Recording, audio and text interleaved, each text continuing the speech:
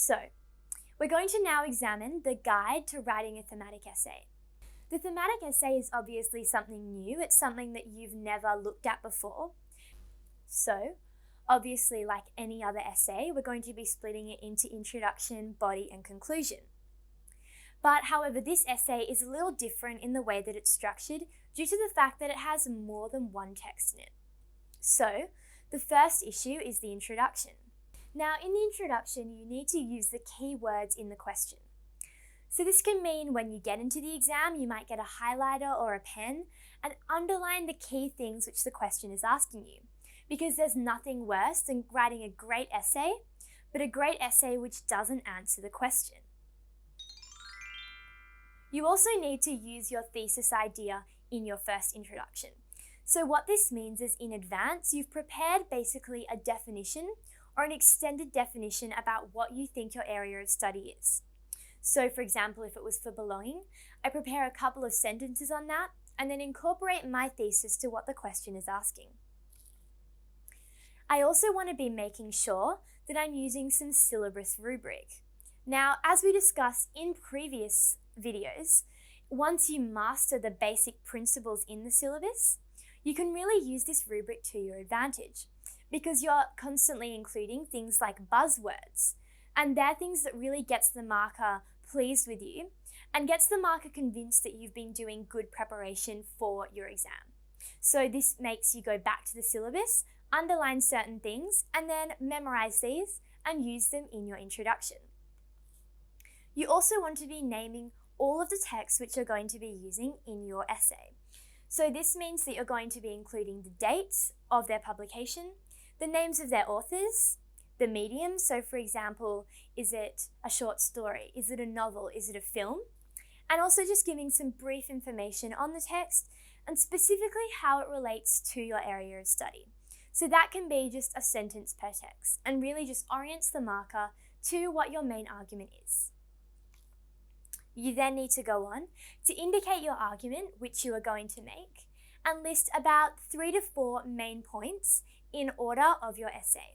And this provides a really good plan for the marker and gives them a really good indication of what essay you are going to be writing and the direction which it's heading in.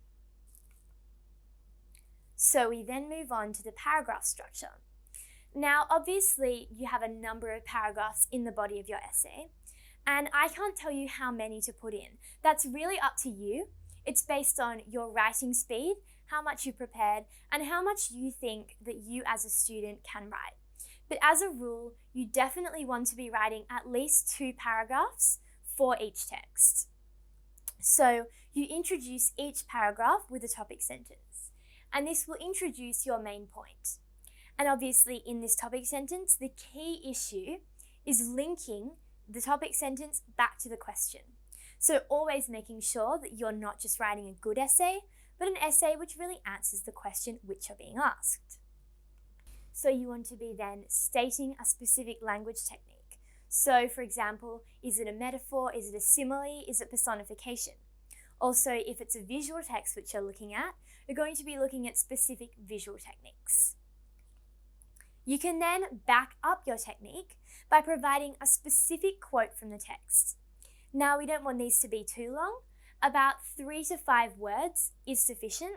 However, you do want a number of these to make sure the marker knows that you're really on top of your text and you have a really good understanding of what your text is trying to say to you.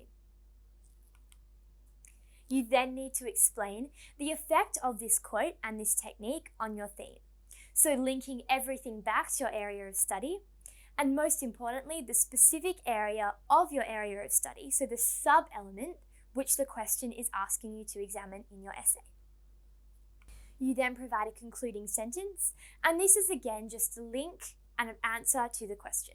So making sure the marker knows that you're always answering the specific question. So we then get to the conclusion. Now, this is a really important element in your essay because it provides a tone of finality. So this means you're doing things like ultimately, finally, and saying words which are really going to make sure that the marker knows that you're reaching the point in your essay where you're wrapping up and making sure that you really understand the basis of the rest of your body. This means that you're going to be linking it back to the rubric and also back to the question. So the same sort of things which you did in the introduction, you're going to be making sure that you bring back in the conclusion, really wrapping up your argument and summarizing it in a sophisticated and interesting way. So in your conclusion, what your main task is, and now this does seem a bit tricky, especially because often when you're writing your conclusion, you're running out of time and you're desperately trying to finish your essay before the marker says pens down. What you really need to do is explain your theme and how your 3 main points come back to support your theme. So you really need to make sure that you leave enough time for writing your conclusion, because while it's often thought of by students as a bit unimportant, just whack a sentence on the end, it's really something which is going to increase the sophistication of your argument. This means that you're going to be explaining what your texts generally say about your theme. As well as in the conclusion, you must state the significance of the work and how this affects you and your society. So you're not merely analysing the text, but really demonstrating how as text they're important and how as a reader you've really benefited from reading that text in class. You should then leave the audience with a mature or philosophical social idea to think about. So this means that as you leave the marker, you're giving them an indication of your emotional maturity and the way in which, once you read a text, you really take significant social ideas from that text. Now, we can call this a bit of a beard stroking moment, because it's that sort of moment at the end of the essay where the marker sits back and thinks, yeah, this is really good and it's really sophisticated. In the conclusion, just a little detail, you want to avoid introducing any new ideas and comparisons. Keep that up in the body of your essay. Don't focus on that in the conclusion when you really want to be wrapping up.